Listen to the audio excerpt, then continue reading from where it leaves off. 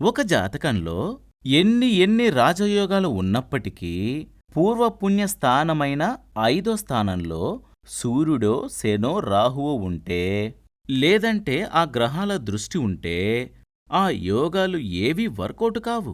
ఉదాహరణకు అగ్ని నక్షత్రంలో చాలాసార్లు చెప్పిన విషయమే, మీకు బోరు కొడితే.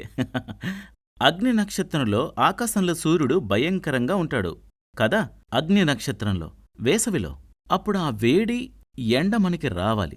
కాని ఒక వర్షం మేఘం వచ్చి సూర్యుడికి అడ్డుపడితే ఏమవుతుంది? మనకి ఆ ఎండవేడి మనకు లభించదు. అదేవిధంగా జాతకంలో ఎలాంటి రాజయోగాలు ఉన్నప్పటికీ పూర్వపుణ్య స్థానమైన 5వ స్థానంలో సూర్యుడో శనియో రాహువో ఉంటే, లేదంటే ఆ గ్రహాల దృష్టి ఉంటే ఆ యోగాలు ఏవి వర్కౌట్ కావు. ఇందులో సూర్యుడి ఉంటే ఒక దోషం, శని ఉంటే 1000, రాహు ఉంటే 1,000,000 దోషాలు.